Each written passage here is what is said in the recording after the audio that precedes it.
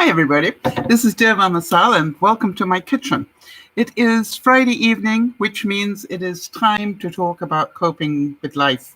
And this evening, what I am doing is cooking. I had to do a menu. All right, I'm cooking a baron of beef from frozen.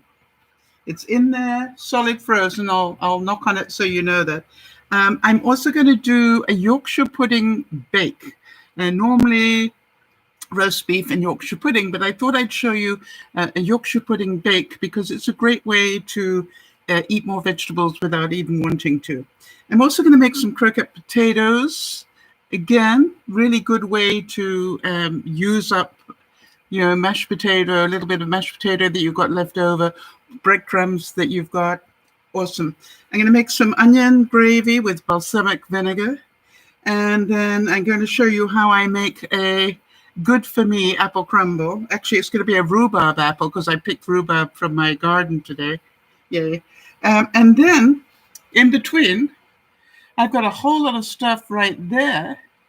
We're going to make do-it-yourself deodorant. For anybody who's looking to save some money, I thought I would show you how to do that. So the first thing I'm going to do is tell you that it's 80 degrees in my kitchen right now. And so to be doing a big roast type thing right now is a little bit insane. Because I'm going to get really rather warm. But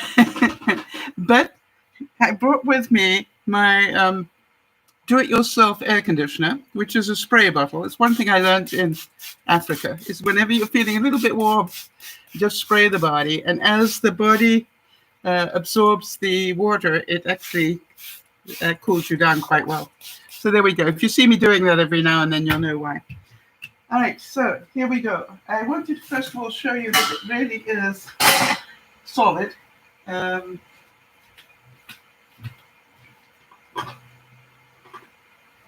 And it's important.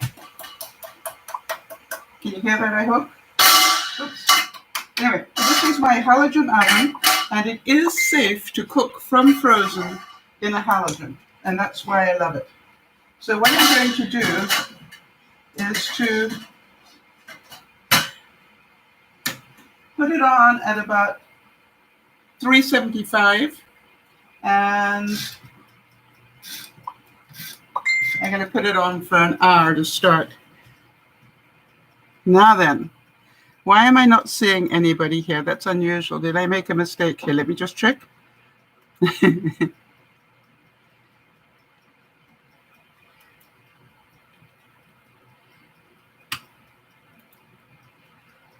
Hang on one second, everybody.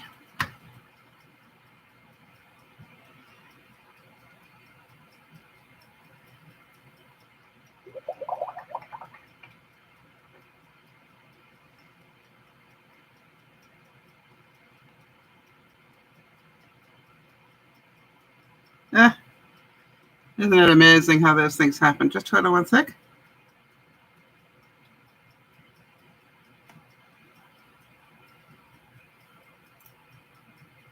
I hope that's working. All right, if anybody is in the room right now, could you just leave me a note so I know that it's working? That would be awesome. I can see that there are people watching, but I'm not sure if you can hear me. Just need one person. All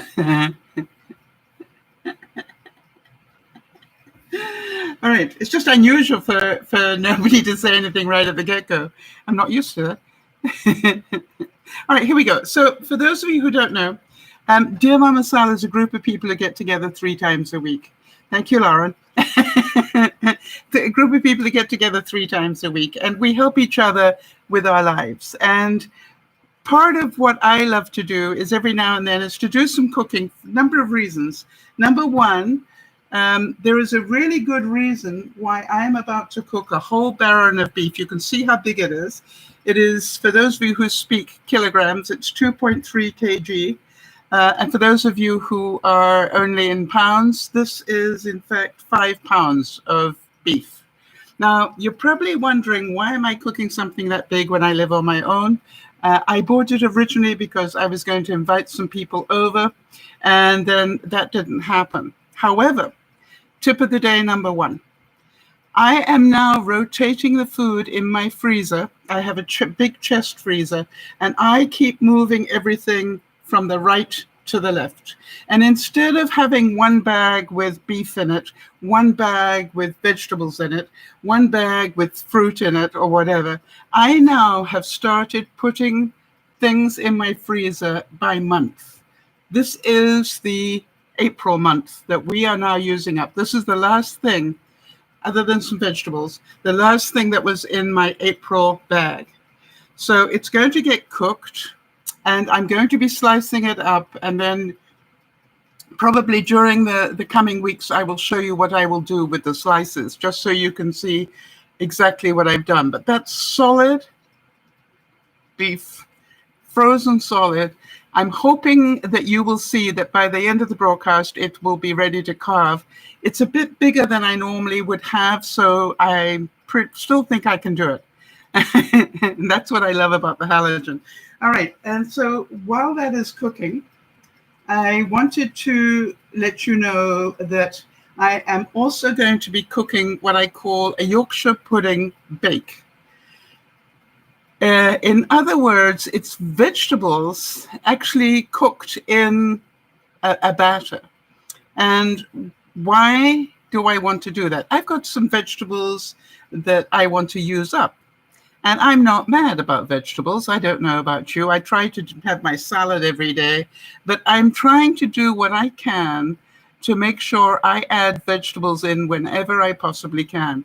And so tonight, instead of just doing regular Yorkshire pudding, I thought I would show you how to do a Yorkshire pudding bake. And all I've done is taken some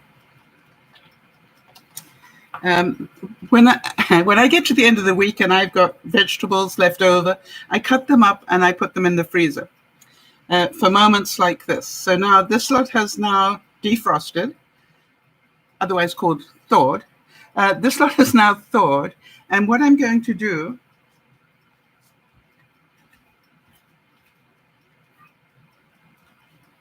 is quite simply, I've got a silicone bowl here, and what I am going to do is I'm just going to put a little bit of oil at the bottom there, which I think is already here. Yes, it is. All right, here we go. A little bit of oil at the bottom, and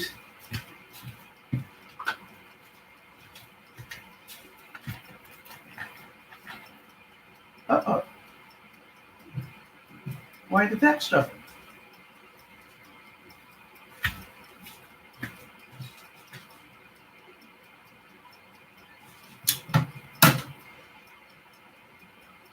This is not good, people.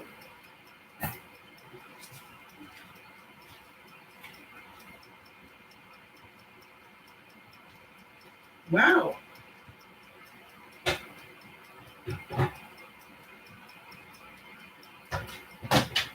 Huh.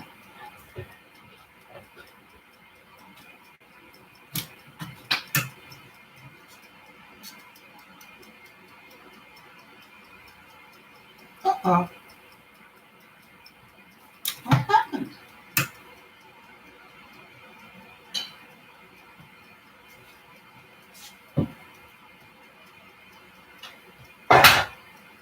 Okay, I just want to know whether it's the halogen or the extension. So just bear with me a second.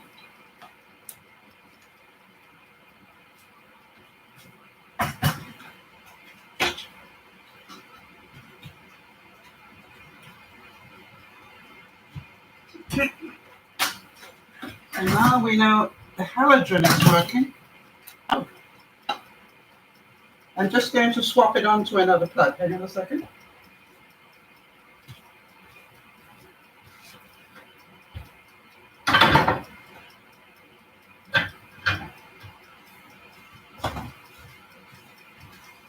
Wait a minute, what's on this one? It's the extension cord. It's not working. Yeah.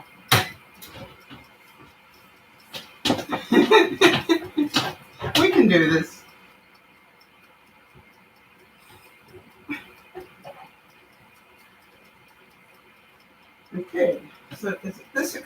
cord or the other one?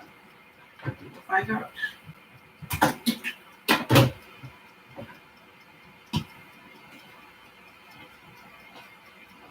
No, that's not working. Okay. Oh, it turned itself off. Duh. Wait a minute, let's see if that's working. That works. Thank you for your patience. I said anything could happen, and it did. All right, so now then, I'm oiling the bottom of the silicone pan, and then I'm just going to put the vegetables in there. And it's I put in about a cup of vegetables. Okay, don't want to overdo it. All right, and then I'm going to put the batter on top of that. And so what we're going to do is I've got about 3/4 of a cup of flour. Second tip of the day, if you're cracking eggs, crack it on a paper towel. Why? Because how many times do you crack an egg and it ends up leaving gunk on your countertop? So if you actually crack it on a paper towel, you're not going to have that problem. So, yeah, I can do this. I was going to do it one-handed, but why look for trouble? I've already had enough today. There we go. 1 egg. 2 eggs. The mistake most people make is they don't put enough egg in. And I'm just going to add some milk.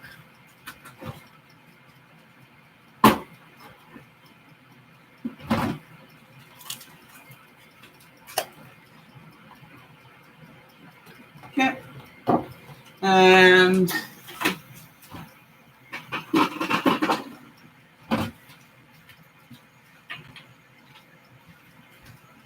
I've got some, no, wrong thing.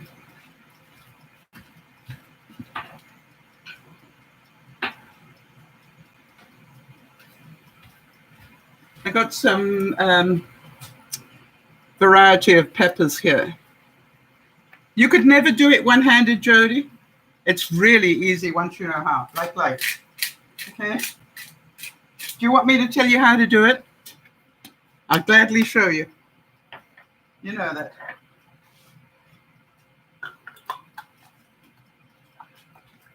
Seriously, it is way easier than you think. But you just need to know what to do. Hang on, I just want to get this going.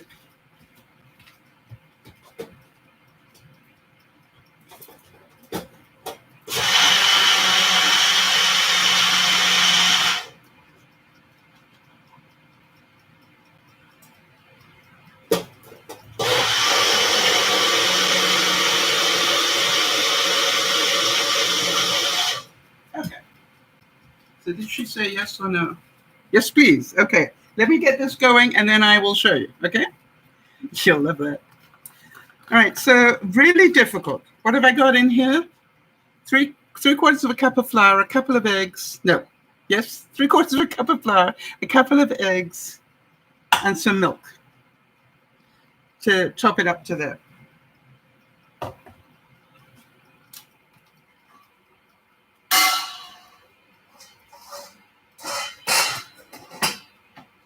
Okay, so what I'm going to do now is I'm going to put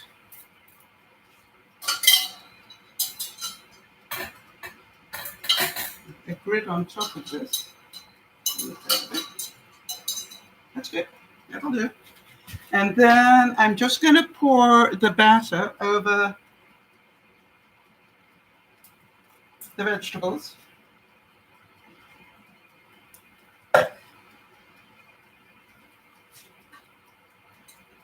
Put that on the grid. Try and keep it roughly centered. The beef is bigger than I thought it was going to be, but never mind, we can make it brown. I'm going to put the second ring on it just so that we've got, you won't be able to watch it rise, but when it's done, I'll be able to show you. Get there.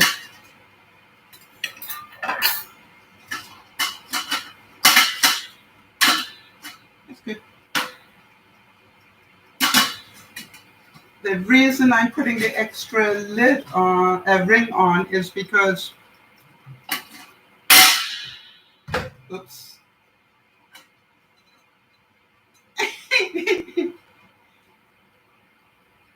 Be good now, please.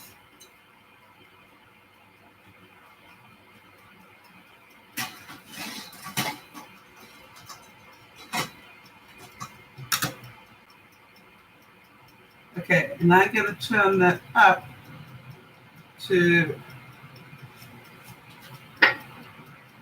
400. It's tipping this way. Hang on, guys. Just try and stay centered for me, please.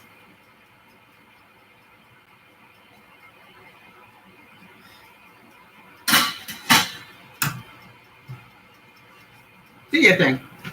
All right, so Jody, here you go. For those people who want to know, how do you break an egg one-handed?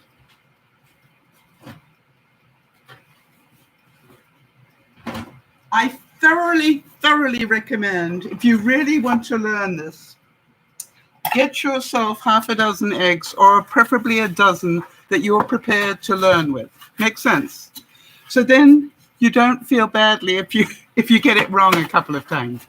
This is how I did it. I bought myself an extra dozen eggs just so I could learn how to do this. And what amazed me was I did it in the first one. Now, whether I do it on the first one now is unlikely, knowing me. Okay, so we got one egg. What I want you to think about is I'm going to crack it, and then you see where this index finger is? I'm going to pull up with that index finger and pull back with this finger. Make sense? I'm going to pull up here, and at the same time, I'm going to pull down with this finger. Does that make sense?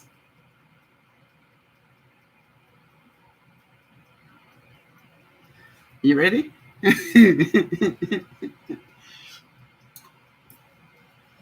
Apparently, I'm not as confident as I might be. All right, why? Because I put something to catch the bits. All right, here we go. I'm going to crack it. I don't normally do it on an edge because that's when you get bits in it. Never mind, I'll do it this time. Crack it there.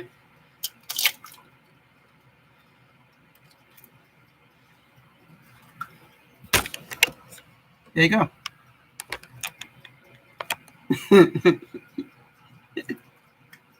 You see what I did? Nobody more surprised than I was that it worked. But that's what I'm saying. If once you understand that you're pulling up here and pulling back with this, oh yes you can, Sandy. Literally get yourself half a dozen extra eggs just so you can play with it. And you will be amazed. Now that's going to go in the fridge.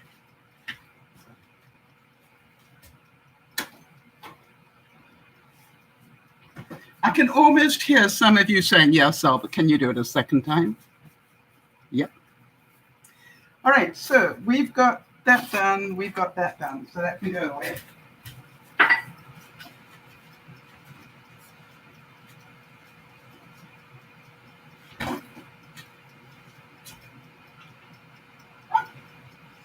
Okay, so the beef is on.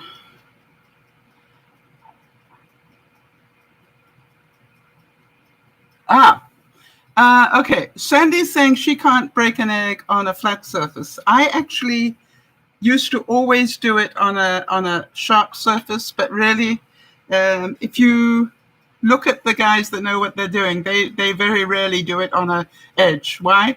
That's when the bits get into the thing. If you do it on a flat, you just need to hit it a little bit harder than you think you do, and and then it will break apart. It's amazing. Practice like everything else. All right, now then. Done. Next thing.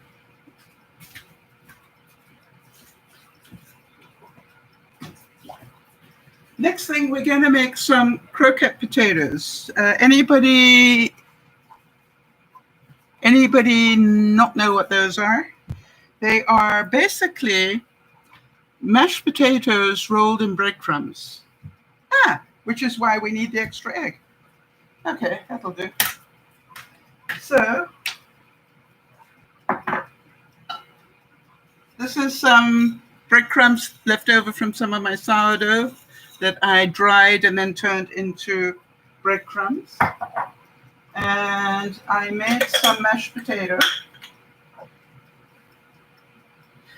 That's good and easy. Now, what I want you to think about is the reason I want you to do this is it's a great way to use up mashed potato after, because we're going to start entertaining again pretty soon. And yes, Sandy's saying, oh boy, I'm going to get hungry. I had a truffle for dinner. Yes, I'm going to get hungry as well, but I get to eat it. So what I've got is some cold mashed potato. I've got some breadcrumbs that I'm going to put in a bowl.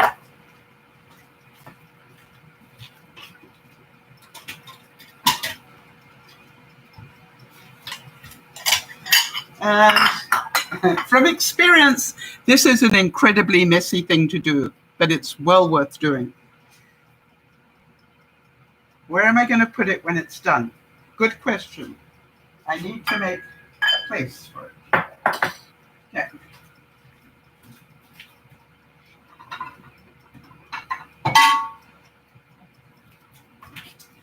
Now, I'm going to make a couple of different ones just so that I can show you what's possible. So we'll take the egg. And I'm just going to whip that out. Oops.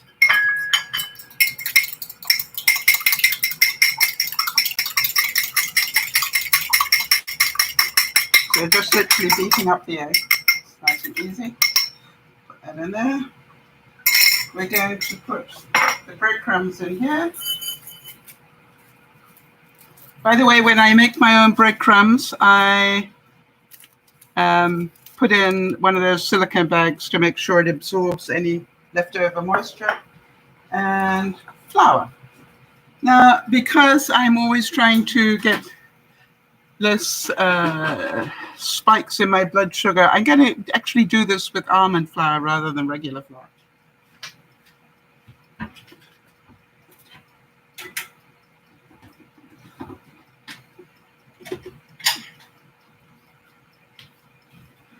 Of course, if you really wanted to change it up, you could do it with coconut flour or anything else. So here we go.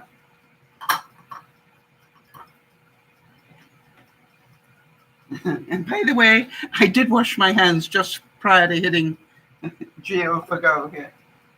Okay, so I'm just going to put some flour in there. And so we've got flour, egg, and breadcrumbs, right? So what I'm going to do is I'm going to take an ice cream scoop and just take a scoop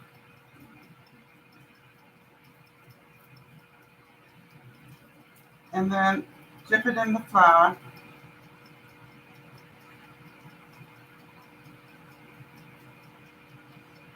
It's a little bit, there we go, that's better.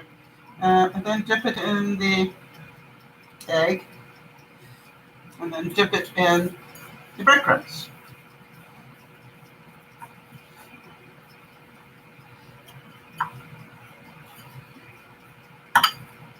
Yeah. Messy job, but such fun. All right, so another scoop.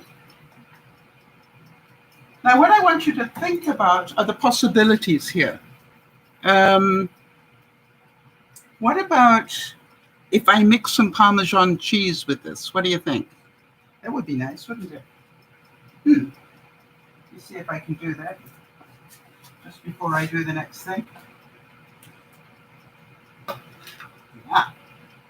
So I want another bowl.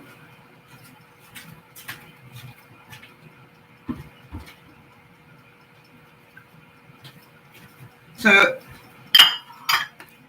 what I'm going to do is dip it in the flour.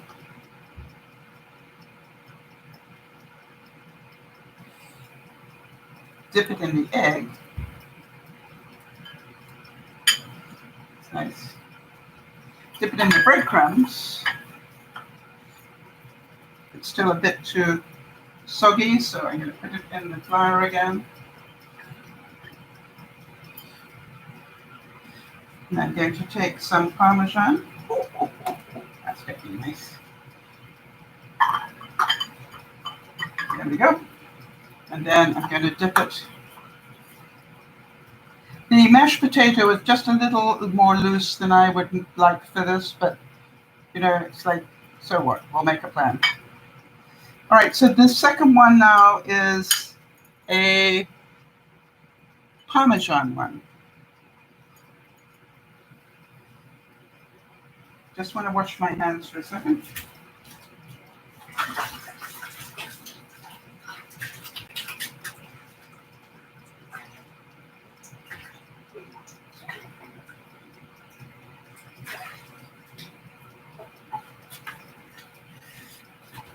Now then, they're called croquette potatoes, Kimmy. Now the next thing that you can do, I'm going to do one just to show you, is, you know, I've got a baby Bill cheese here. And which doesn't want to open. And while I'm doing this, think about the other things you could put inside these. You could put bacon bits. You could put prawns inside. You could put, if you got a little bit of leftover turkey or chicken, you could put that inside. Do you understand? You can do absolutely anything you like with them. So what I'm now going to do is to take a slightly bigger amount of mashed potato, 2 scoops, and I get a completely, oh, it's such fun making a mess, isn't it? So I completely covered now the baby Bill cheese. I'm looking forward to this one. I'm going to roll it in the flour.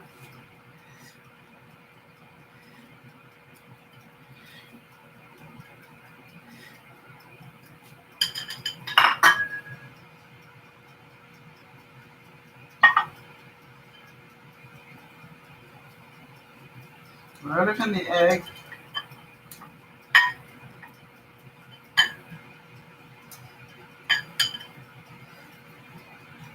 It's so messy.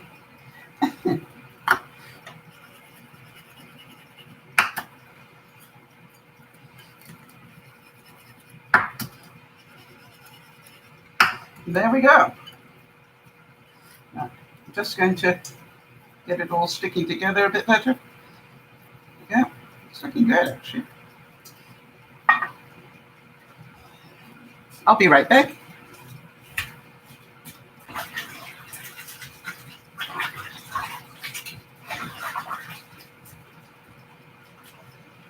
All right, now while I was doing that, did any of you think, did any of you think what else you could put inside there? If you got string cheese, you could just put a string cheese in there. You could put just about anything, vegetables inside, but okay, I'm just going to put these aside.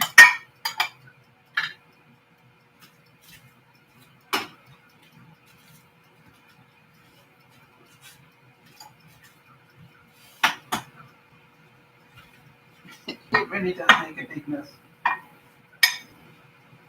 Now,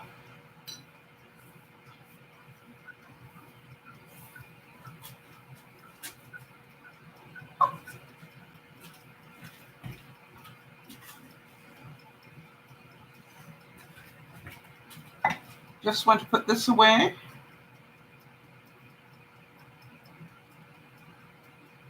Because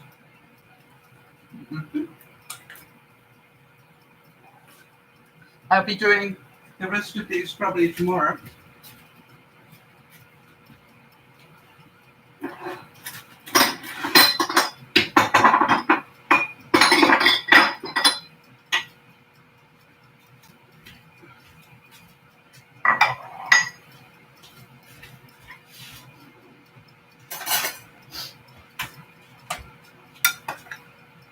pretty easy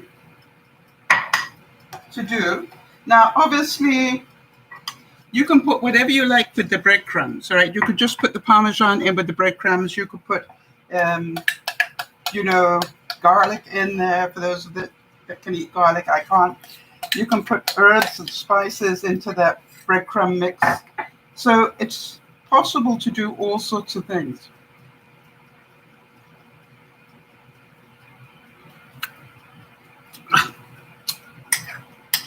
I probably have mashed potatoes about once a month. And you know that it's my treat.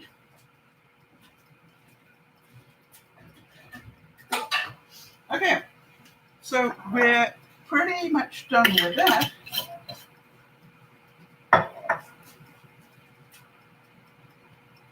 Ooh, and that's cooking nicely.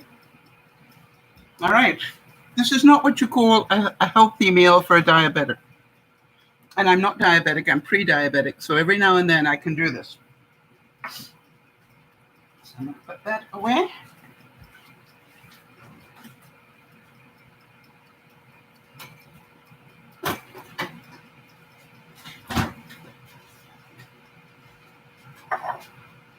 Now then, what I'm going to do is I'm going to let, I don't know if you can see that red silicone pan has shifted down.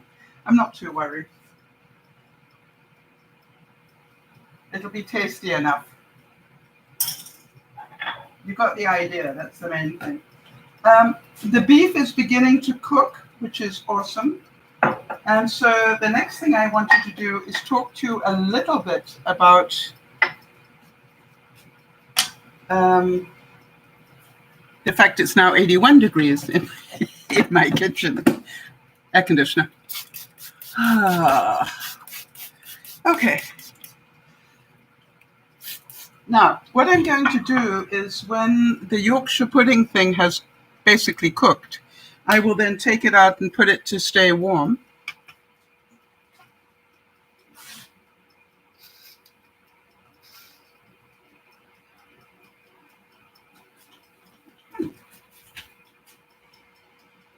Oh, that's what it is. This is the problem.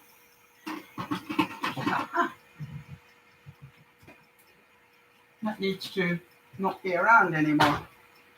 So I'm now going to move this over to here, now that we found out what the problem is.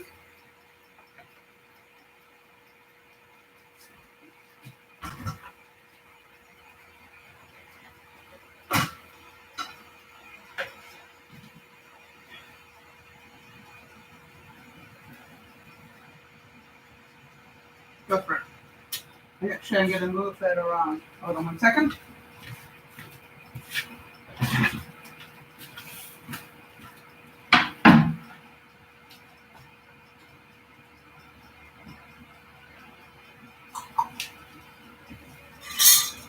Bear with me 1 moment.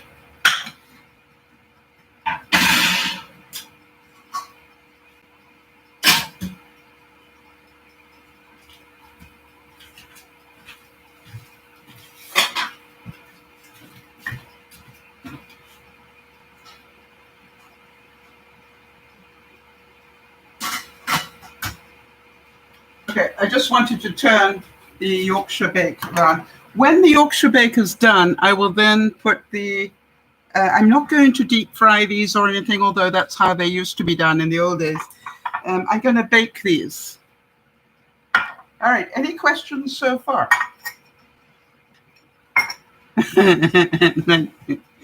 Why do I do this live, people? And what I'd like to know is, because I do it live, do you find it funny, or does it look unprofessional? I'm hoping it's not unprofessional. Wow, isn't that interesting that my what do you call it? Power bar has had enough. Thank goodness it's got an automatic switch off on it. Okay, so there we go with it. We won't need that anymore.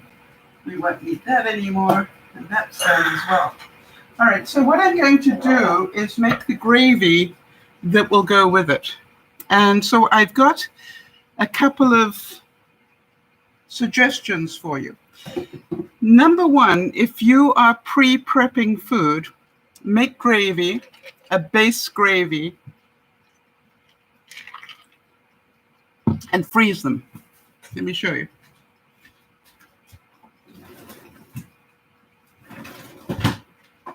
Now you can freeze it in little cups like this. I actually took the top off this just so that I could show you.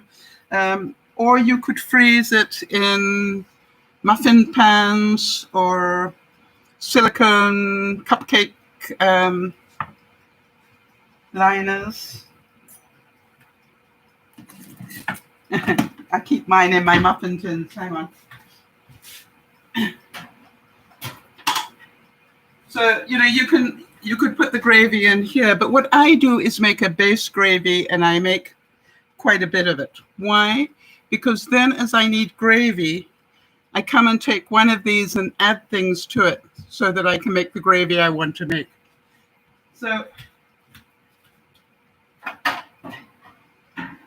I'm just going to warm this up a bit so it comes out of here.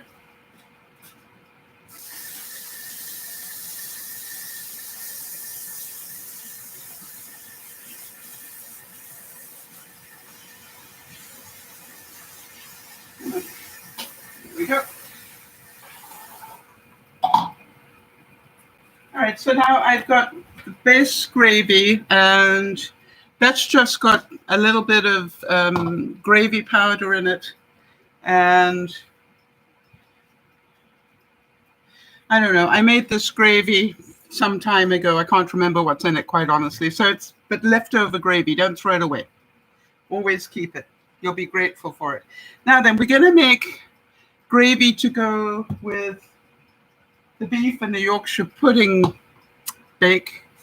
So here's what I'm going to do. I'm going to add some balsamic vinegar. The balsamic vinegar will give it an awesome taste. I know what you're saying. How much, Sal?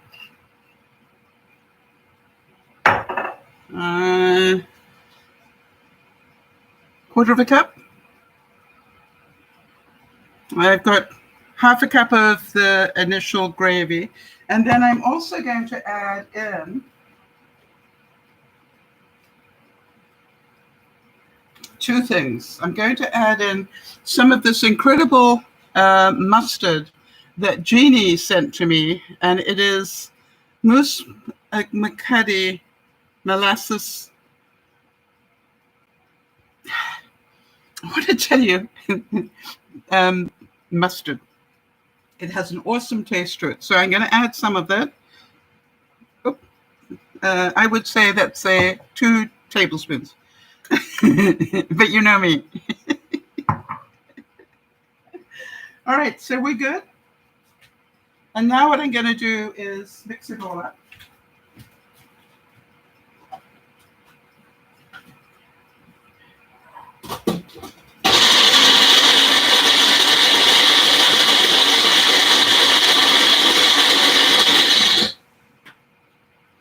Add a bit more water. Smells so good.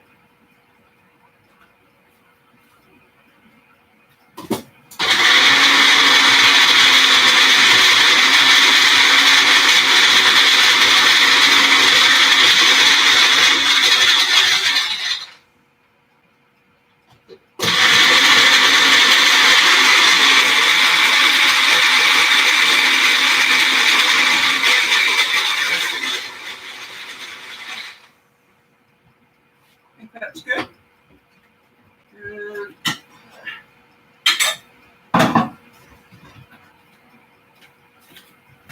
I'm just going to put this as it is inside. Oh, still a bit solid in place. That's fine.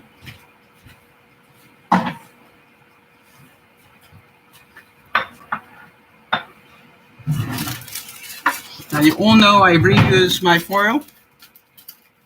I just wash it and dry it properly, and then I can reuse it. And by the way, I keep it bigger than is necessary because then it goes over everything. So I'm just going to do that, and I'm going to put it in to warm up while we're doing the other things. I can always nuke it at the last moment if I need to.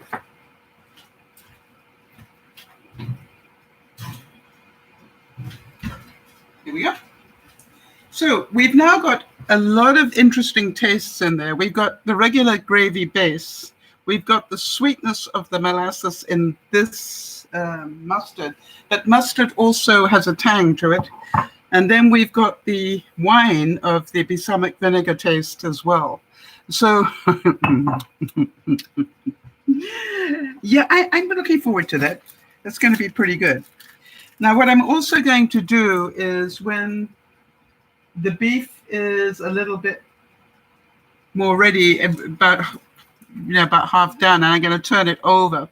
I will then turn it over and put a layer of this mustard over the top of it so that it becomes a crust for it. Right, so Jody's saying the mustard is a nice addition, great flavor profile going on there. Well, you know me, Jody, I just do things because it looks good to me, right? I wish I could tell you that I do it with some sort of big intent. No, I go, what would go well with that beef today? Oh, mustard. Yeah, I got lots of mustard. Let me put some mustard on it because it's a big piece of beef.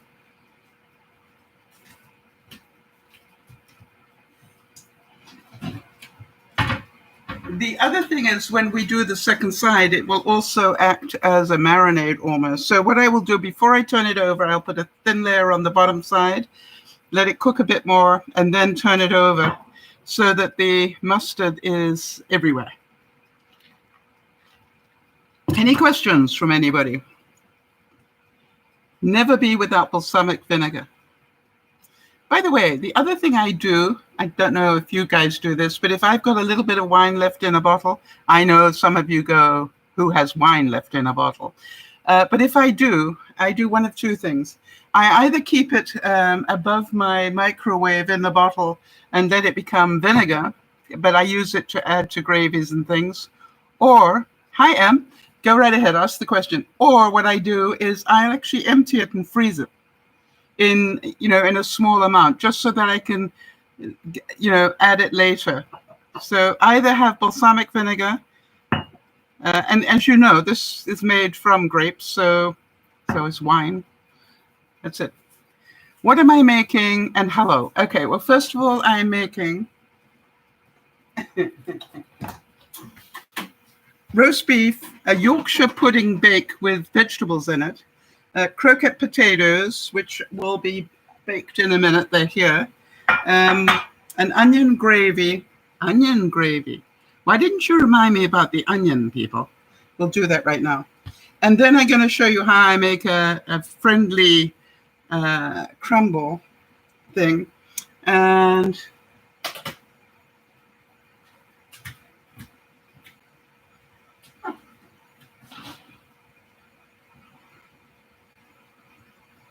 you know something? I think that's probably almost done. The top one.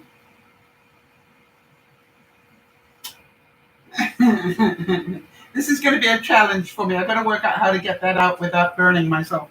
I can do this, people. I can do this. Make room.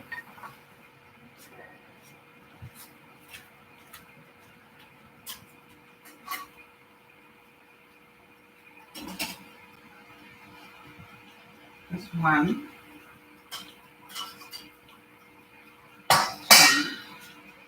Yeah, that's crispy now.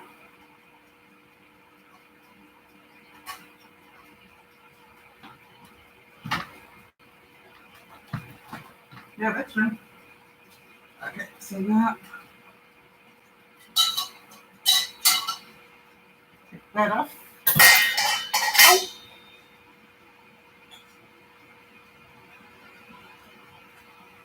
And put some of that mustard on, the magic mustard, and put it at this brush.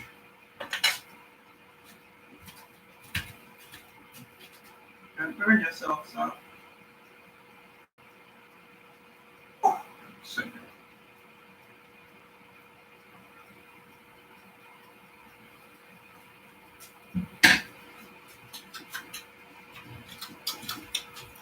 And I just want to see.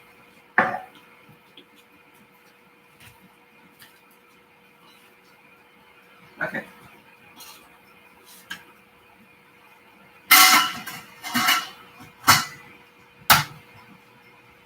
What I wanted to see is how far did the probe go in, get an idea of how much it still needs to cook. It still needs quite a way to cook. So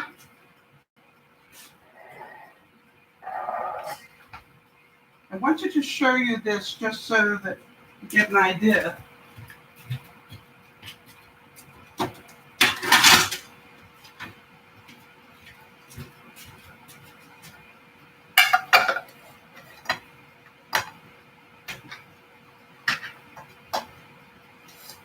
There we go. So a Yorkshire pudding is basically a batter that's cooked. So it's like a giant crepe, if you like. And I'm going to let this cook a little bit on top as well. But I'm going to cut it just so you can see.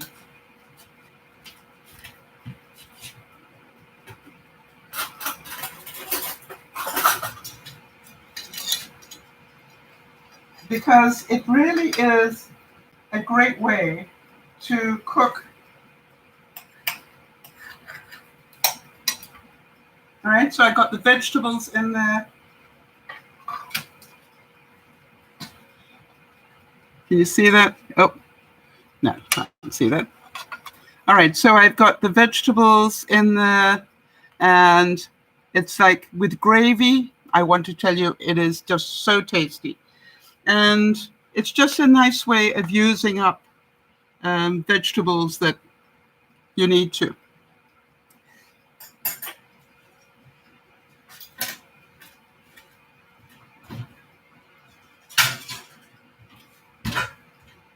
Onions, gravy.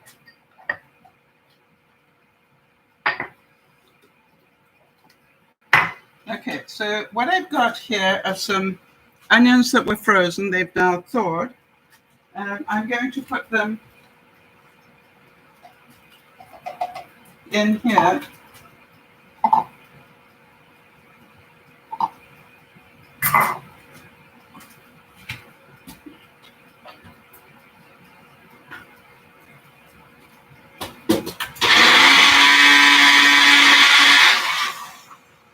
I'm going to add a bit of water.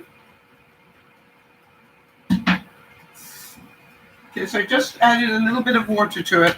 This is a great trick for you. And then blend it.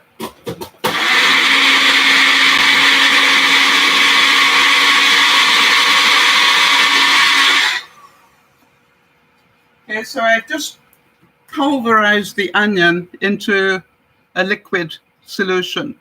But we both know it's got plenty of onion in there. And I'm going to just pour that into the gravy. And as it, it's going to sit there quietly and keep warm and just heat that up. And it'll be wonderful.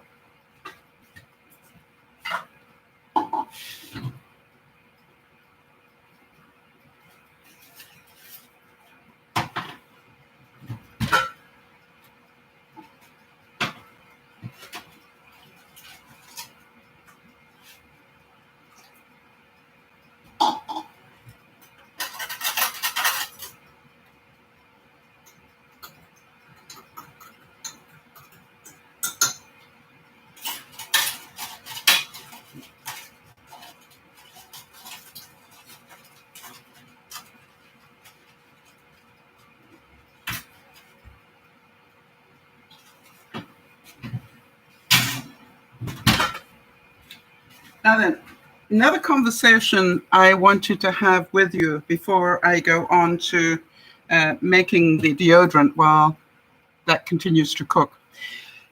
Remember I said be aware that inflation was going to happen and prices were going to go up quite dramatically. I thought you'd like to know that this baron of beef that I bought back in April cost me $12.10 Canadian per kilogram. And I just looked up what the current price is. The current price is $19.80. So it has gone up by the kilo, that's half a pound.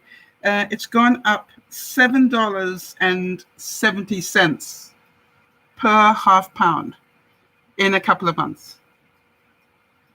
Now, it's on sale at the moment, so I have ordered up another one, which will now go into the June container in my fridge, in my freezer. All right, because it's on sale. And now all I'm doing is I am buying meat only when it's on sale. And I'm buying the biggest I can afford. All right. Why? How many meals do you think I'll get out of that amount of beef? I will slice it, cube it, and I will make as many meals as possible from it. I will actually put it into small containers, small baggies, probably half what I used to eat, right? Maybe a cupful, no more than a cupful in each container. And then what I feel like eating is, like, if I feel like eating shepherd's pie, I can take out one serving, because now I know it's a serving and it's cooked.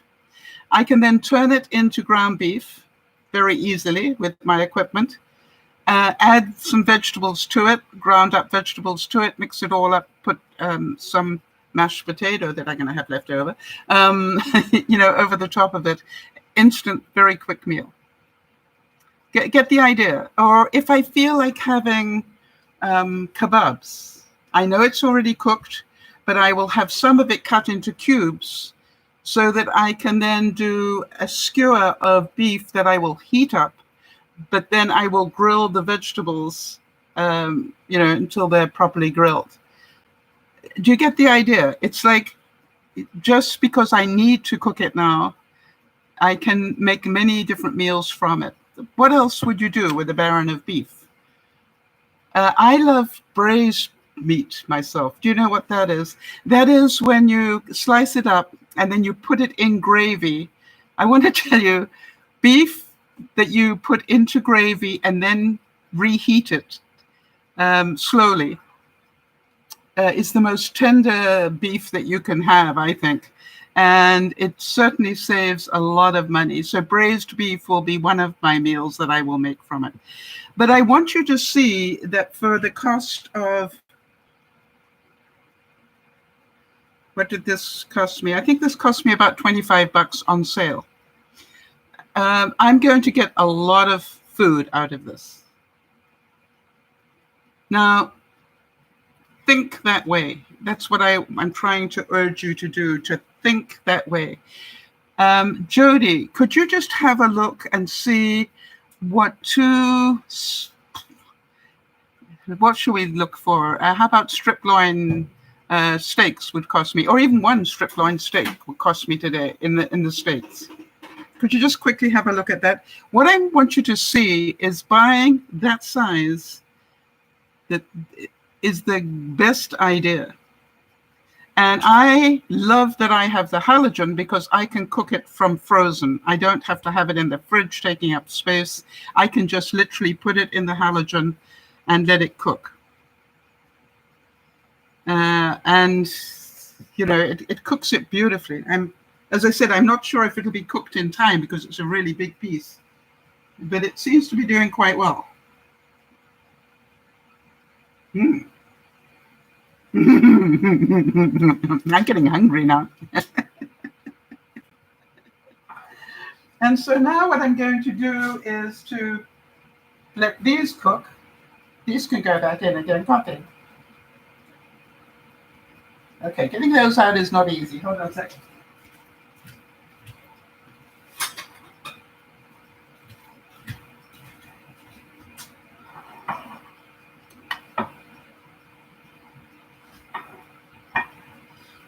The big one was a whole baby bell cheese, right? The second biggest one was the Parmesan one. And the small one was just a regular one. Okay. I'm going to put those back on top. Oh, I'm going to need the extra ring.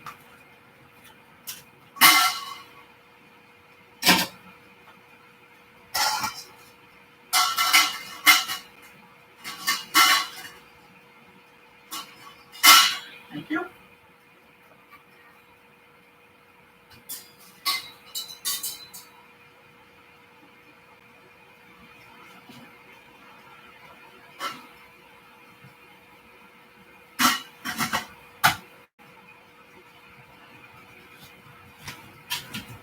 Alexa, 5-minute warning. 5 minutes, starting now. Thank you. All right, so one steak would cost $14 per pound. So I got 5 pounds for twice that. All right, 5 pounds of meat for that. Now, what I also wanted to let you know, and I would like you all to have a look at this. Have a look at the cost of buying a box of frozen chicken breasts, a box of them, versus buying 3 or 4. Now, I know that if you want to get grass-fed, whatever, if you've got that sort of money, that's awesome. That's not the people I want to talk to. I want to talk to the people that are on a budget, a serious budget. And you're going to need to be on a more serious budget because of inflation.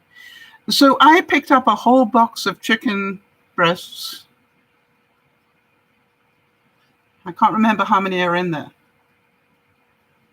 I'll find out and let you know later. But and I realized that I bought a whole box for really not a whole lot more than buying 4 of chicken breasts. So have a look at that, right? Spend a little bit of extra time doing that research. See the price of a pre-cooked chicken, in their deli versus buying a chicken and cooking it yourself. All those sort of things. And if you say, well, I can't buy a whole chicken because I don't like the dark meat, then make the dark meat into something that you can't see. Put it in a casserole, all right? Put it in potato cakes, put it in the middle of your croquette potatoes. Just think about, how am I going to save some money on meat? Because meat is going to be the big issue for a lot of people. That is my belief. Jody, so I just want to make sure that you understand that for a little bit of time that you spend going, what have they got on sale this week and why? You can actually be a very stealth meat shopper.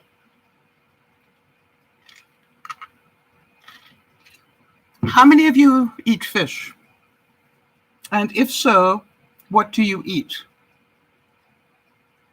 Because I have now moved to, I will eat seafood once a week, and I like prawns. So, I will either make prawn kebabs or I will make a prawn cocktail salad. I just try to make sure that once a week I have, not the beef or pork or whatever type meal.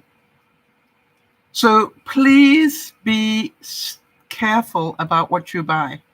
It's I believe, about to get a whole lot more pricey. And I would like you to be thinking about it now so that, you're not surprised by it. And the other thing is, think about, I bought way more beef than I could eat. All right. But the question is, I will use it for deli meat for my lunches. I will slice it thinly, so I've got roast beef for lunches, for sandwiches or, on a cracker or something. I will cut it into cubes, as I said, and I will cut some of it just into slices of beef. So if I feel like a roast beef dinner, I can just literally take out a bag of gravy, right? Remember a pack of gravy? Because I've already got that made, right? And I've already got Yorkshire pudding frozen in my freezer. So I've got all the bits, and I will just put them together and warm them up. You'll be surprised how much money you can save doing that.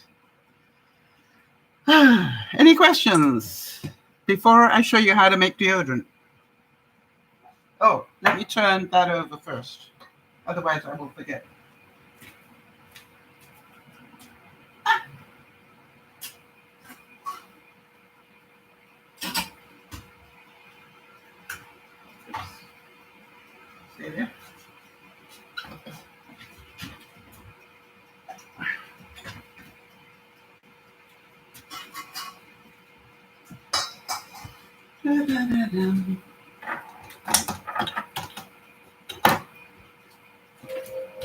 Okay, Alexa, stop. Thank you.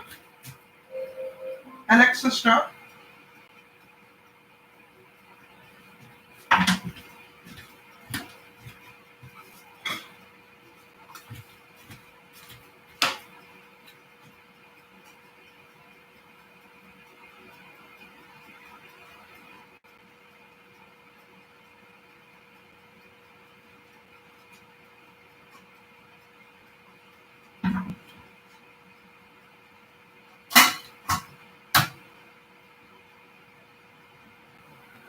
Alexa, 5-minute warning. 5 minutes, starting now. Thank you. If I designed Alexa, if I designed her, when people say thank you, I'm not sure. no, I know, I'm sorry, honey, forgive me. What I would do is when people say thank you, I would have her reply and say, it's a pleasure. It's just like, why didn't they do that? Because I'm pretty certain a lot of people talk back to the thing. All right, so now then, clear the decks a bit. And while we're waiting for that, I did an experiment. You know me, I like to play with things, right? To me, life is a big experiment. So my deodorant was going to run out, and I realized that deodorant costs about $5-6 a time for me. And I said, I wonder if I could make it myself and that it would work, right? Two different things. Yes, I could make it, but would it work? And the answer was, surprise, surprise, I did it and it did. So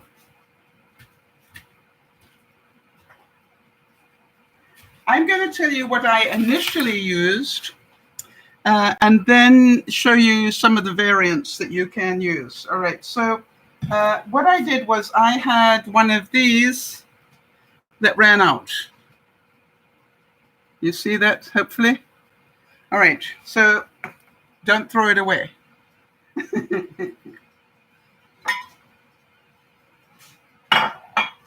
And then what I did in my initial thing was I mixed.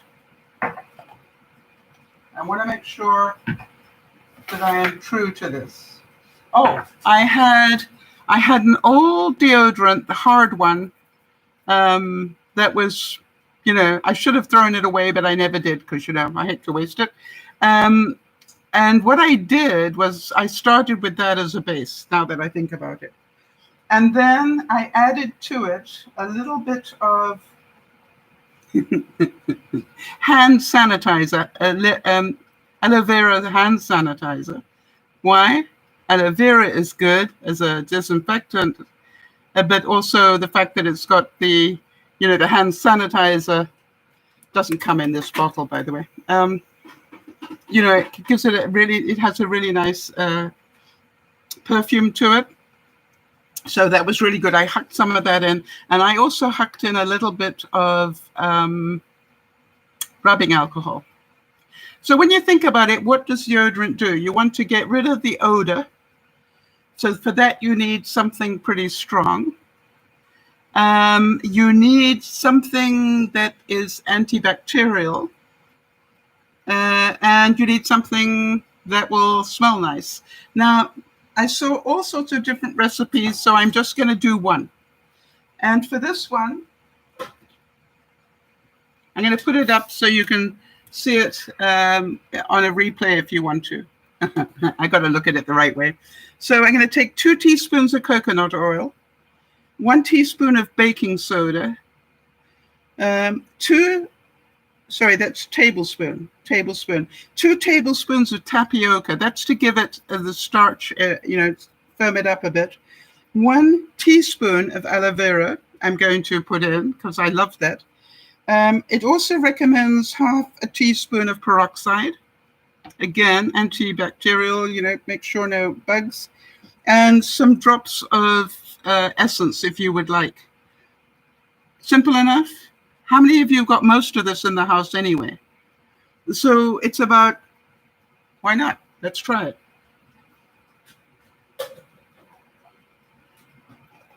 So I took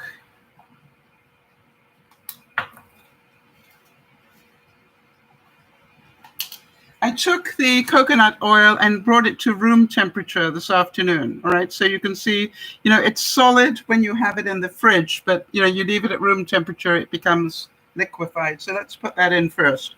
That's 2 tablespoons of that.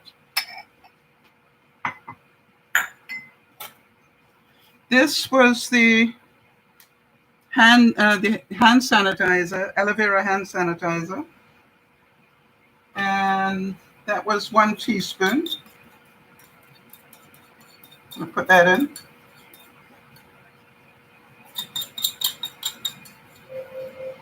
Alexa, stop. Okay. Okay.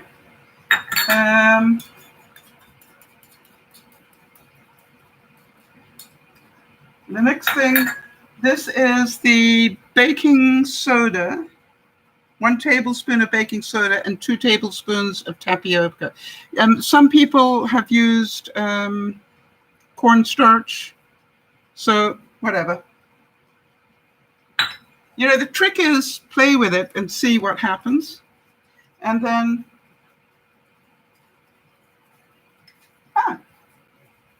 that tapioca makes a very different consistency. All right, and then I'm going to, we want some, I've got some rose essence. That's nice, 6, it said, right? 1, 2, 3, 4, 5, 6, and a bit. I'm going to put a splash of hydrogen peroxide in there.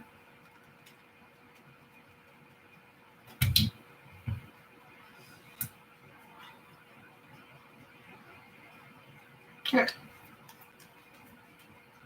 And then I'm going to mix it up. Now, what I want you to think about is this would cost a lot of money. If you cost, as I said, this amount like this would cost you about $5 or $6. And I found that I really like the gel deodorant. So I just used the hand sanitizer. Oh, I think I put some moisturizer in with the hand sanitizer and created, and a bit of rubbing alcohol. And I cannot tell you how well it's worked. So, but I'm always prepared to make another one. So here I am, I'm mixing all this up. Oh, wait a minute, let me not burn this. Yeah.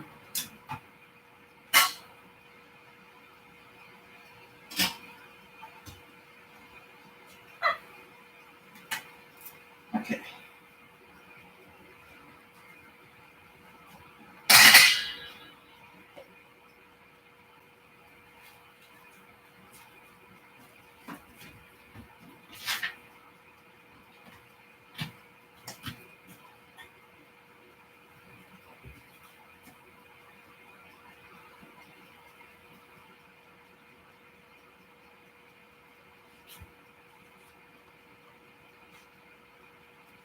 That looks good, people.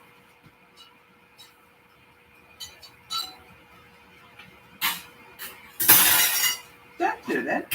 Stay. I just want to see how cooked it is, whether I can leave the probe in it yet. Just bear with me a second.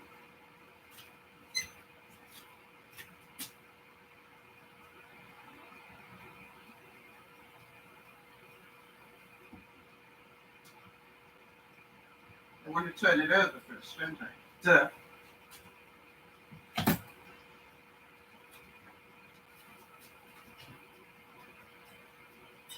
Wow, that's heavy.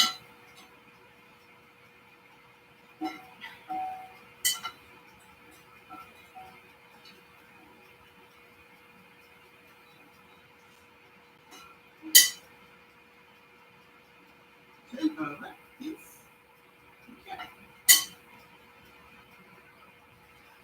Okay, and I'm going to put some more mustard over the top.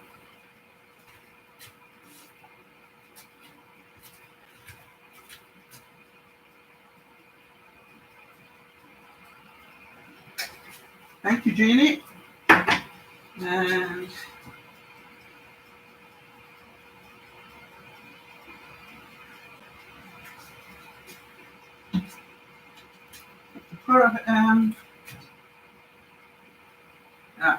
that's what I wanted. Okay. I'll put it in that way. Yes.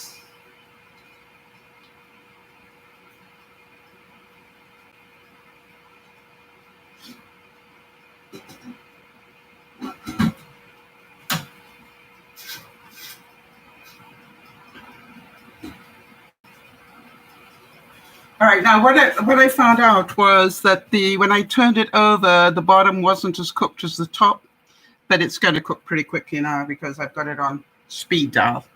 All right. So here we go. Back to the deodorant. So this is all mixed up, and I've got a choice. All right. I can either put it in a small container like this, or I can put it back into here. So last time I put it into there. This time I'm going to put it in the mason jar because I just want to see if it's easier to use.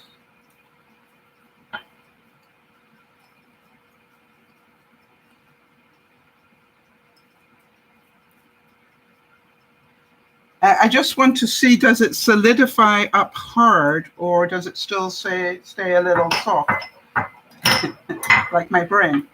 But what I'm going to do is put this in the fridge to see what it does. Experiment, remember? And there's part of me that says, you know, would I take it, if it goes solid, will I take it out of here and just, you know, use it as a, you know what I'm saying, just on its own? Or will I just take it and every day, you know, take some out and then use it? Now, obviously, it's difficult for me because I've got nails. Well, actually, I got 2 less than I had last week. But, you know, I will need a spatula or something. What am I thinking? A tongue depressor or something just to take some out and use it. But how easy was that? Smells good. So that's what I wanted to show you, that it actually has all the properties of an anti-perspirant. And I made, you know, enough to keep me going for a month, I'm sure. Very little cost.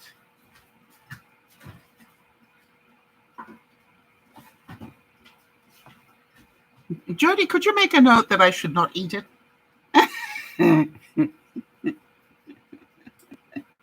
Because you know me, I'll think,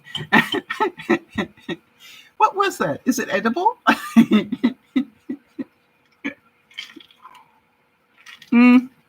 Maybe I should write a note on it. Because you know how smart I am. And maybe definitely I should write a note on it. Where's my chalk pen? Okay, chalk pen. There we go. I don't change, people. It's who I am. Okay, so Dio. Oh, I'm going to do the crumble. Okay. And I'll put it on here as well. All right, so now I've written it on 2 places. I probably still will end up going to eat it. All right. Now, this is a trick that I saw. Oh, by the way, how many of you want to see one of the croquette potatoes opened up? And which one would you like to see? Yeah, that's what I'm saying, Jody. Put it, you know, I'm quite likely to put it on a cracker at 2 o'clock in the morning. You're so right. You know me well. All right, so I've got these 3. Which one would you like me to cut into? The one with the baby bell cheese in it, or the one with the Parmesan cheese, or just the straight one? It's the reveal, people.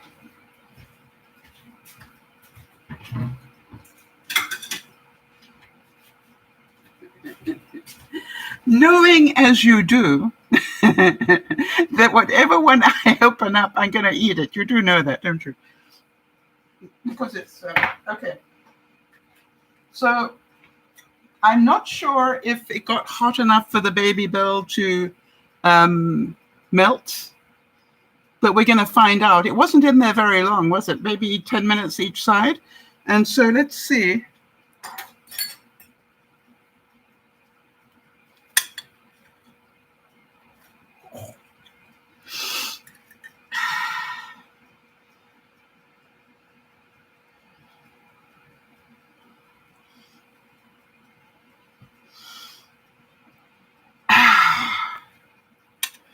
Now then, I don't know about you, but Jody, I thought that if you added baby bell to the mashed potato, it would make it slightly healthier.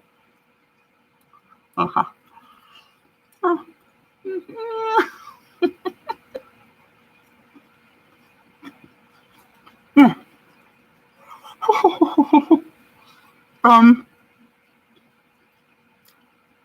Okay, I don't know if you can hear. It's crunchy because of the breadcrumbs on the outside, and it's soft. The mashed potato is soft, and then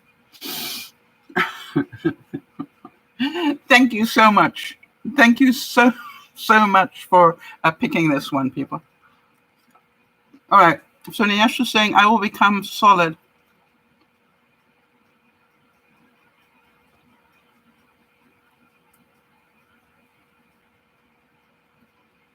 Okay, are you talking about the deodorant now, Niyesha, just so that I understand? Oh, I want to tell you, people, I recommend this. This is, if you have a potluck type thing, little bit of work, all right? But I cannot imagine at a barbecue or something, if you took these, I cannot imagine you'd be bringing any back.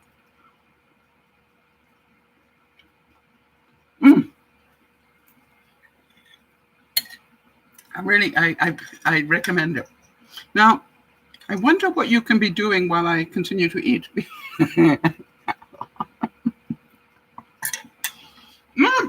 That's good. What I like about it is the different flavors in there. You got the crunch of the...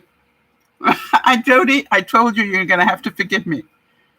Jody, and you said for what? I love watching you cook. You remember that before I started the broadcast, I did say, please forgive me. So I am clear.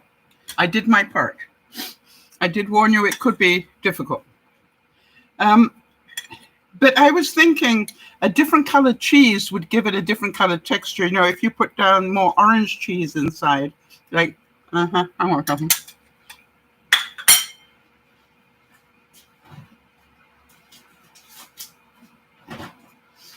I love red Leicestershire cheese, and that's really quite orange. Don't know if you can see it through the pack. Why do I do it with the pack on? Hold on.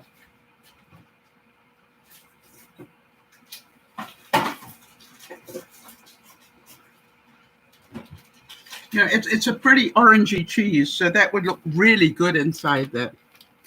How many of you are going, I can see brie cheese inside there?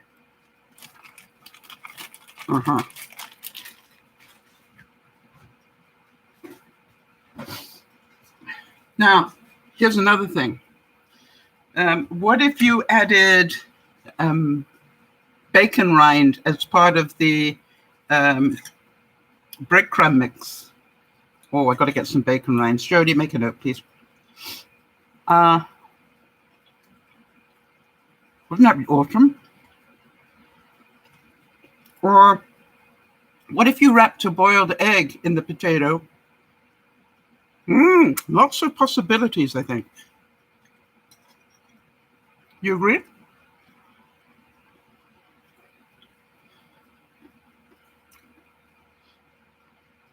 How long did I cook them for? Well, remember, the mashed potato was already cooked. I think I did 10 minutes each side. And they are absolutely perfect. I hate to say that, but unusual for me to say anything that I cook is perfect. But they are just right. They're warm. They're crunchy. But I did grill them on the halogen. So I would say once you got the breadcrumbs on, I would grill them on each side. I did mine in mine's in an air fryer. Of course you could. And that's what I love about it, right? I didn't use any oil. No, I lie. I had a bit of residual oil left in the pan from cooking the Yorkshire pudding thing, but you know, it's not deep fried, but it tastes, I want to tell you, it tastes deep fried. And that's, again, why I love the halogen, right? It just gives it great taste. I'm going to have to finish it now, people. You know that. So I was thinking you could put fish inside. Mushrooms would be good. I'm definitely good. If I get invited to a barbecue now, you know, a potluck one, I'm going to make these for sure. Why? I've never seen anybody bring them to a potluck. But it's a lot of work. But I'm going to be a very popular person. Oh, good. But I'm thinking, you know, a few red pepper flakes in there for the, you know, you could change it up every week. Yeah. I don't know many people that would not enjoy it. So I'm glad you tuned in tonight, Sandy. I've got 2 more left, people. I'm not eating them, not now anyway.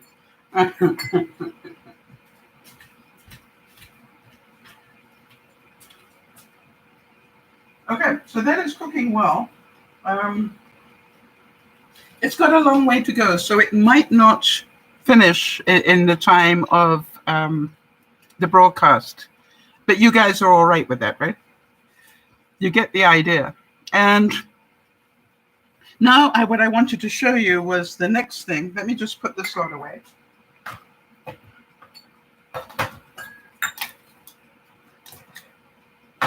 By the way, Jody, thank you so much. Thank you so much for these. I don't know if you've noticed, I use them every week that I cook. So it's all going to go in there. It's going to go over there.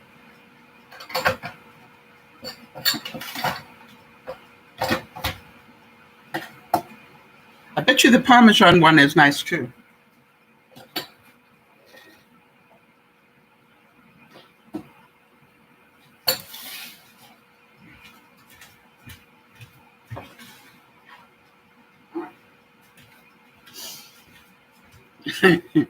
I meant to put some chives in it.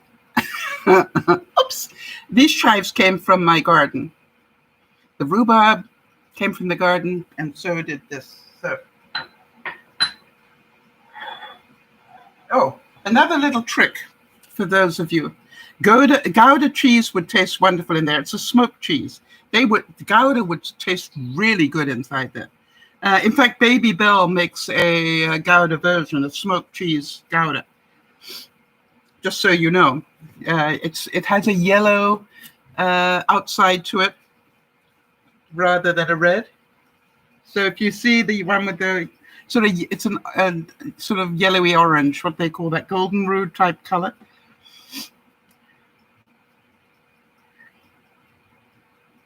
Right. So Sandy's saying she's become, you know, addicted to zoodles. All right. She bought herself an electronic spiralizer. I'm addicted to my little thing that does the very thin slices, even thinner than a zoodle thing. I love doing my carrots with it and my zucchini, and I just put it over my salads and all sorts of that. Don't even notice that I'm eating vegetables. All right. Here's another one. How many of you? Oh, you can't see. Too much sunlight still. Okay, I gotta get it done. You can't see that, can you?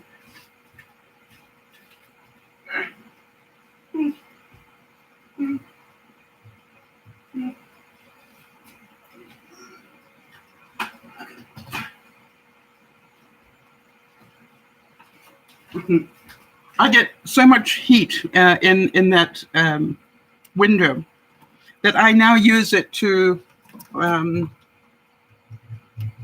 dehydrate stuff.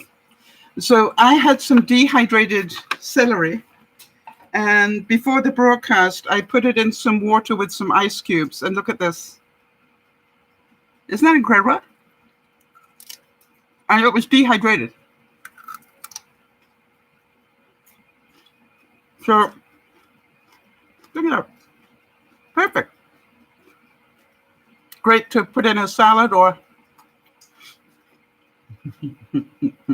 in a croquette. Something that I put into there is making my nose run. So I apologize. All right, I'm going to put the last lot of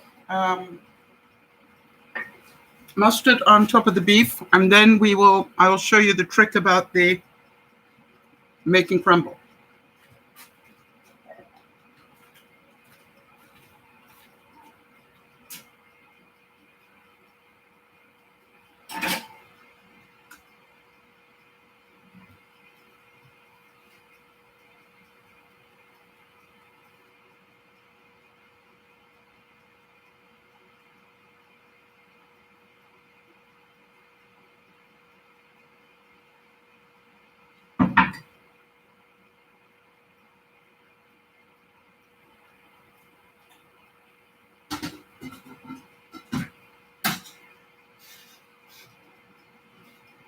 I want to tell you that smells incredible. I'm going to enjoy dinner. All right, so the next thing we're going to do is the crumble.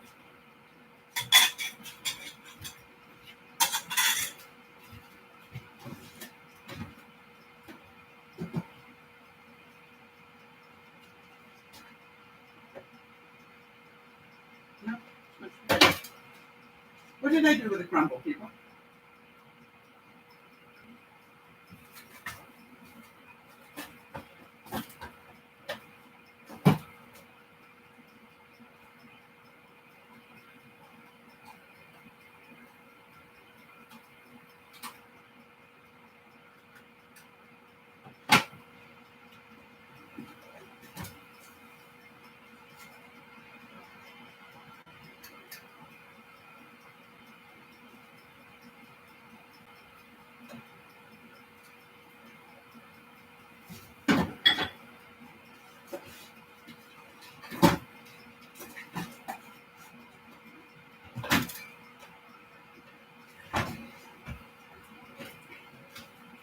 Now, this little trick I learned from, I think, Jamie Oliver. I was watching something that he was doing one day, and I am a great lover of crumble. How about you guys?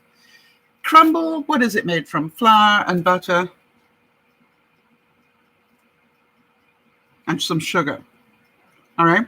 So I like to not make it by somebody else's recipe because I don't want to use too much sugar. I use Truvia instead, and I just make my own version of it. So I'm not going to tell you how to make it because there are lots of recipes for it.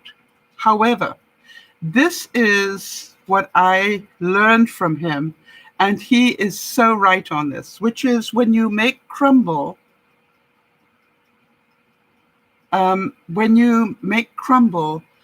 make plenty and put it in the freezer.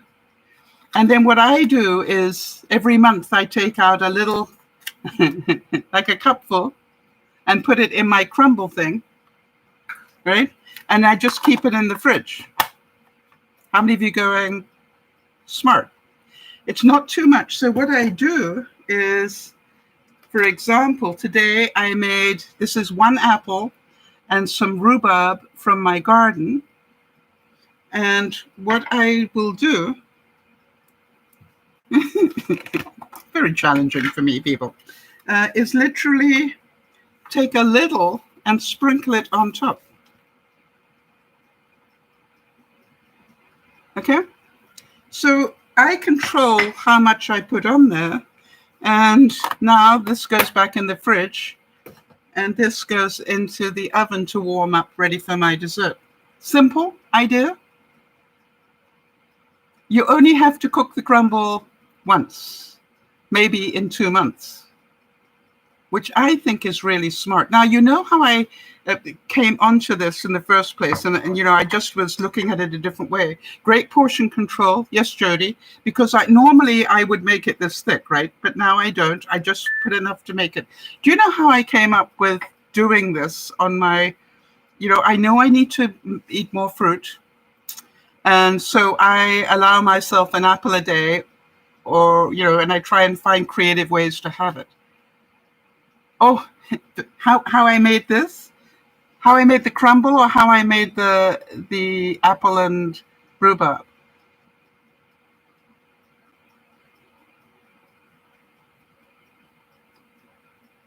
Which one, Sandy?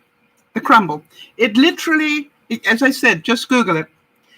It's literally a combination of flour, and I actually used almond flour, not regular flour, because Jody told me it was better for me. And I use butter. Now, here's what I also do.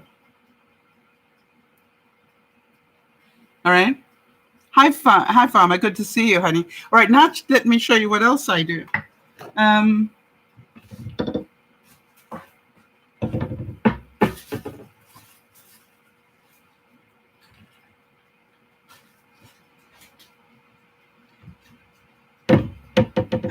Can't find them, but I'm certain you'll believe me. Sometimes I will and I'll do that tonight, I throw a couple of almonds on top. Okay, so I've got this, and I'll just take a little almond, and I'll just throw that on top. Almonds are good for me, right? Gives it crunch. And sometimes I put some crushed up pecans on there.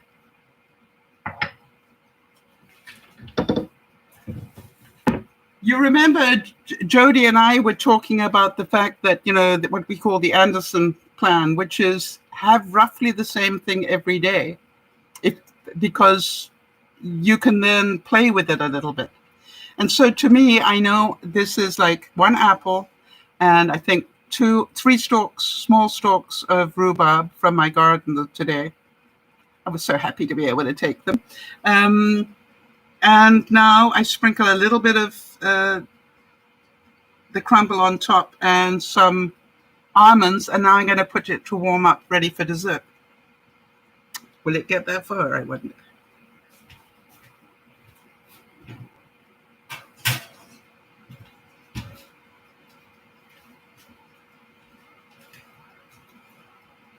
Oh, that cake's looking good.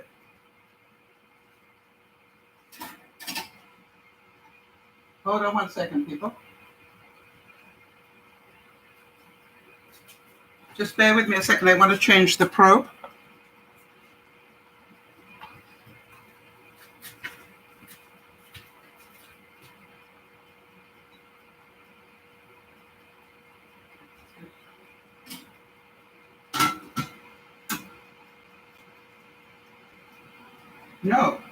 No.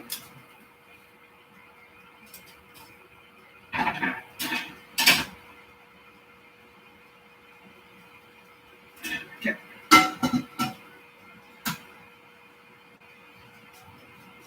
All right, the reason I said no is because I had the probe in the fattest part of the roast. And what I want to do is get it to medium on the outsides, but leave the insides medium rare. How many of you can relate to that? I love medium rare beef. So the outsides will be the chunky bits, and then the inside will be yum. But it is going to take a while. So there we go. Nice and simple. The last thing is the watermelon and raspberry slush. Again, something Jody got me going with the Dole whip. And this is what I made now. Where's my... Okay. Don't want to waste this because it's good.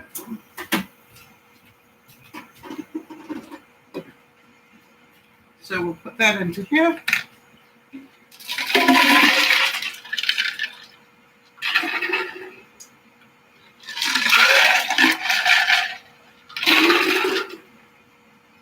All right, and Jody knows about this. This is what I call my breakfast shake. It lasts me all day. I start off the day with half a banana, some vegetable powder, a teaspoon of vegetable powder. I put in a teaspoon of whey powder, half a teaspoon of psyllium husk, and then I blend it all up with some ice. And all I do is all day long, I keep topping it up with more and more ice. And as you can see, oh, and sorry, I add some milk to it.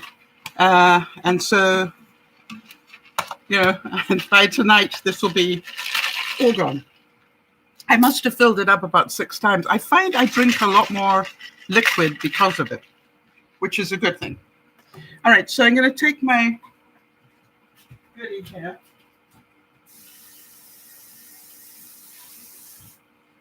I just rinse that out, and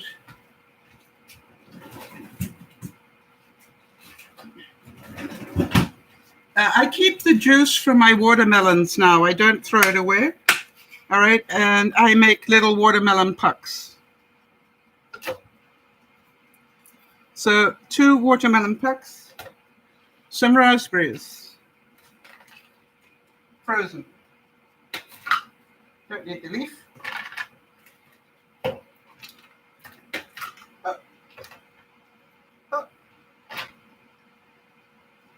Need the leaf.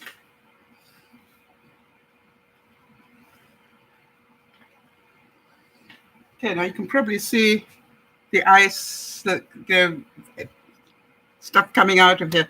I'm going to add a little bit of cream.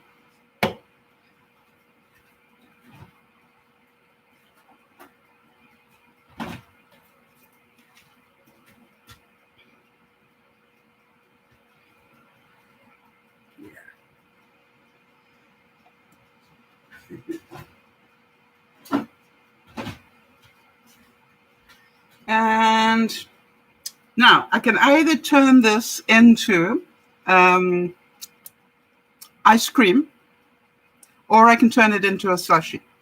So if I want to turn it into a slushie, I'm going to add some milk to it. Or I could add orange juice to it or something. I'm going to add some 1% milk to it.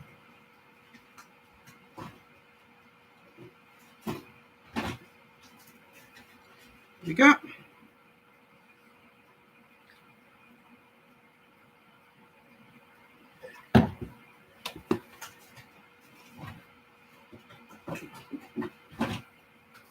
I'm just going to blend it. It's going to make a big noise.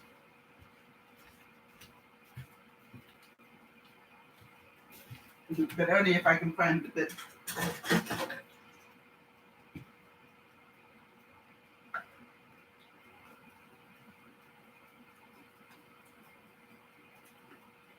Come on.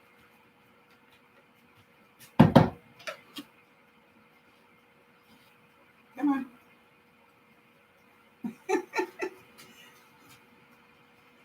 There we go. No. I'm trying to get it so it's level. There, I think that's it. No, still not right.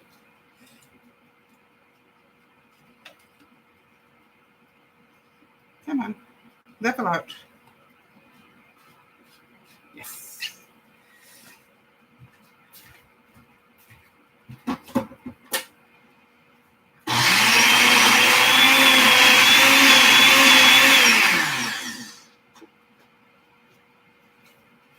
This is a little bit done. Shake it up.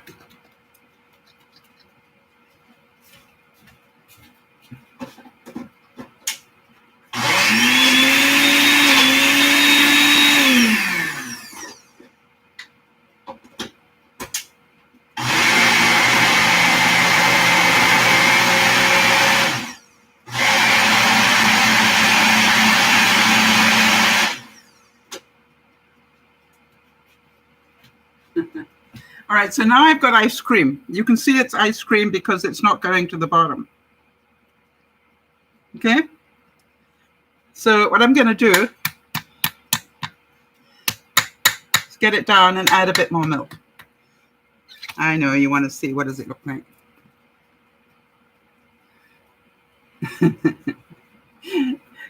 Looks good, doesn't it?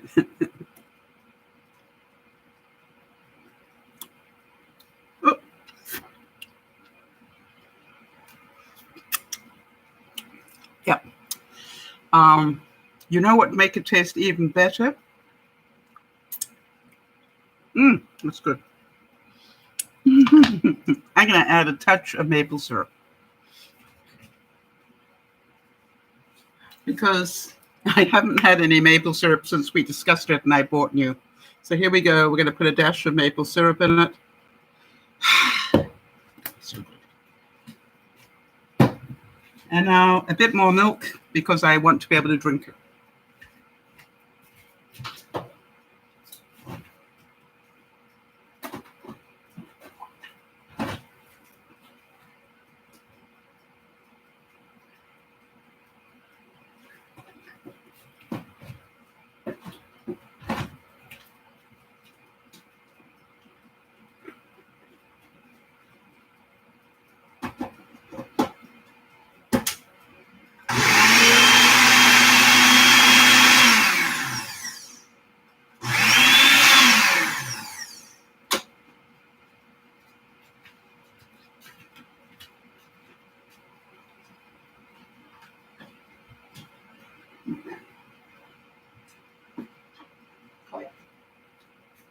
Needs a bit more milk. But it's going to be fine right now. I could put a bit more milk with it, but why? Almond milk will freeze, yes?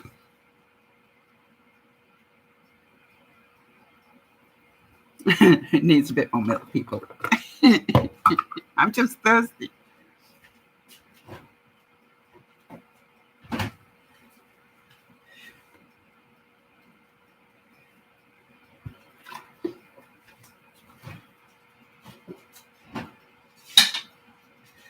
So that's it for tonight. I hope you enjoyed the broadcast. I thought what I wanted to show you is that we can do things with less money. I need a stir, people.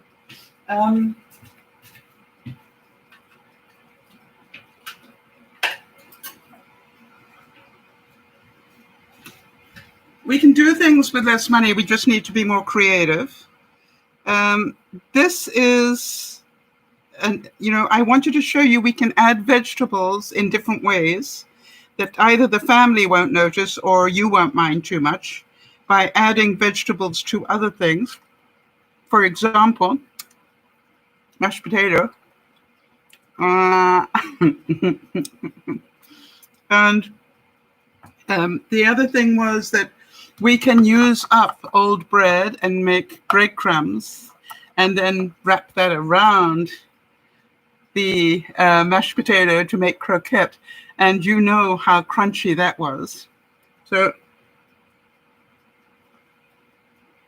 yes, store-bought ice cream has a lot of sugar in it. So just literally take some frozen fruit if you can get it where you are. Get some frozen fruit and blend it and drink it. Or make it as I did with a little bit of cream and make it into ice cream. That's what I have. Once a week, I allow myself to have regular ice cream, pralines and cream. Caramel and pralines I have once a week. One corn, what do you call it? A waffle cone. Jody taught me very early on, I can have everything, just be careful how often you have it. And so now some of you who are part of the fitness group will know that one day this week I had what they call a carb fest. I had mac and cheese and I had all sorts of other things and I thoroughly enjoyed it. And it spiked my blood sugar up to about 8.5. I'm not sure what that is. I haven't got my calculator here with me, but and then I just went, that's okay. Just behave yourself for the next few days and see where you're at. It's down now into the low 7s, so I'm getting back under control. But it'll take a couple of days to get all that carbohydrate out of my system. But I cheat. I make tasty things, and what did I put in there? Maybe a tablespoon of maple syrup, which I don't normally do, quite by the way. But it's a treat night because I'm going to have a lot of other good stuff. So think about ways to do it a bit more healthily. Sandy's saying, I'm going to make myself some ice cream tomorrow. I have too much heavy cream hanging around. I think I'll add some of my almond cashew milk to help bring the carbs down. Exactly. And Jody, thank you for saying I make the best treats. I hope this has been fun for you to watch. I know that we had all sorts of, catastrophes happen, but, it happens in a kitchen. Yeah, Kimmy says she's got one of those Yonana machines. All right, makes frozen bananas into ice cream. I didn't put half a banana in here. I could have done, but I thought I'd just make it with watermelon and raspberry. And by the way, I can't taste the watermelon.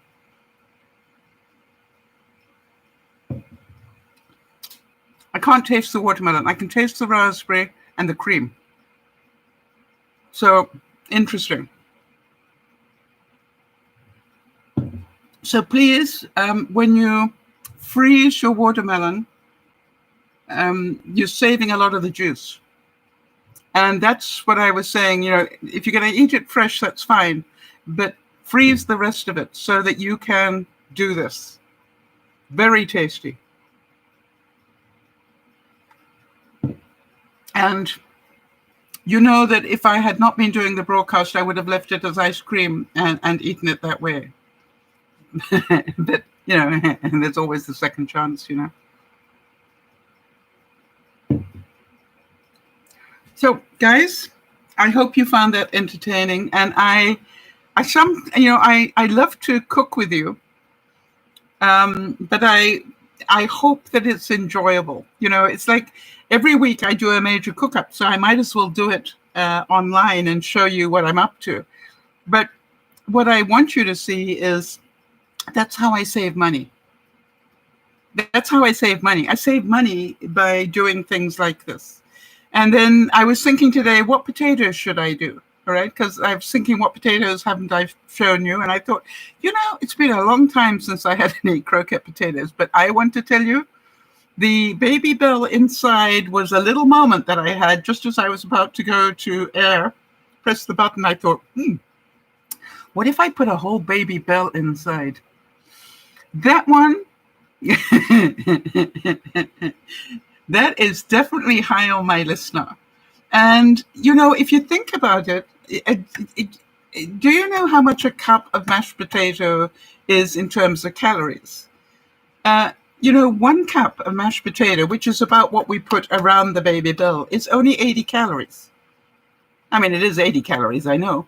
But, and you put a baby bell inside it, that's protein. So you've got a more balanced meal. What if you put vegetables in it as well? If you put celery or chives. I was going to put chives in. All right. It would balance it out even more. So, and quite honestly, quite filling.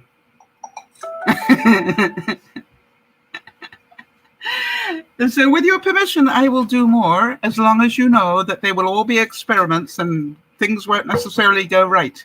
But the interesting thing is, to me, it's like, what can we do? Did you enjoy learning about how to make antiperspirant? Do you want me to do more of those live so that you can see, hey, even Sal can do it? That it really wasn't that difficult. And quite honestly, I was surprised how well, I don't mind telling you that my homemade deodorant worked better than the one that I used to buy. It worked better than that. So to me, it was like, why would I buy it anymore? When I can make it. Shall we see how the thing is doing in the fridge? Hang on a second.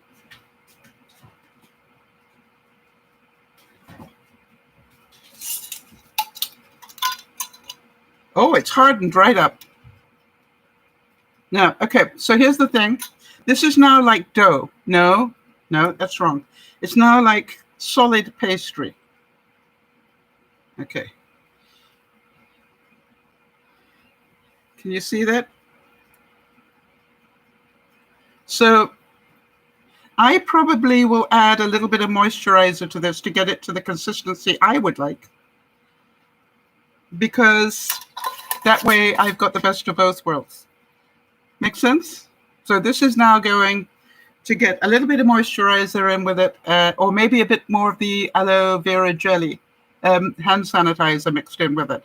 All right, just to loosen it up a little bit. It's a bit too crumbly for me. Done. This is DearMamaSal saying, let's keep finding fun ways to save money and fun ways to, think about how much money I saved by buying that size piece of beef. And, wow.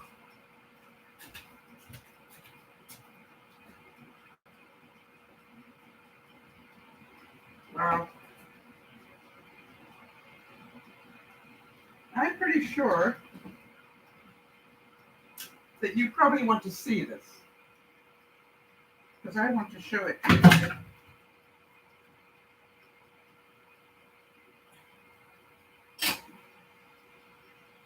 Hang on. Some of you going, Sal, don't burn yourself. Wait, don't go anywhere. Don't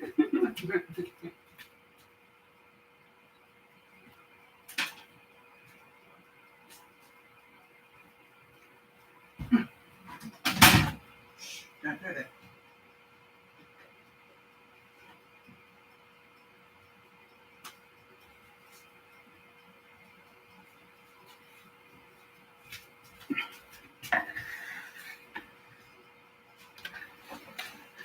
Oh, this looks good, guys.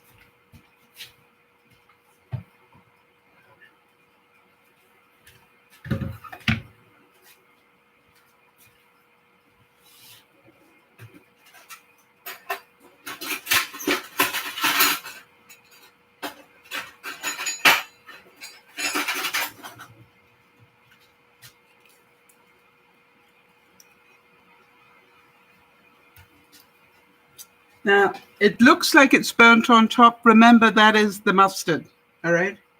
So I'm just going to cut it to see how it is.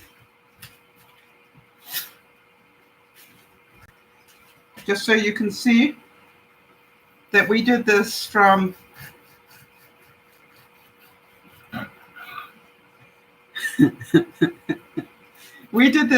absolutely rock solid frozen .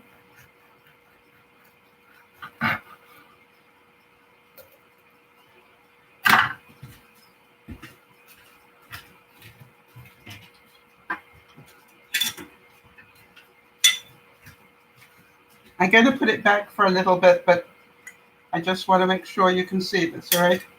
Rock solid frozen to medium rare in the time of the broadcast.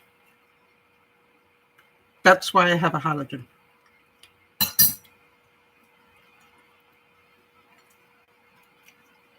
Hang on.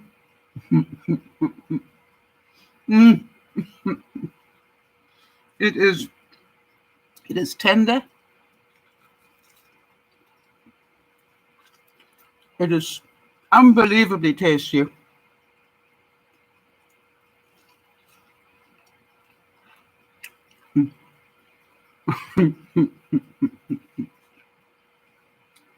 Wow.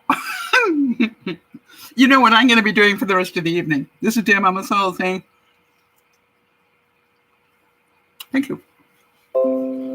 We'll see you soon.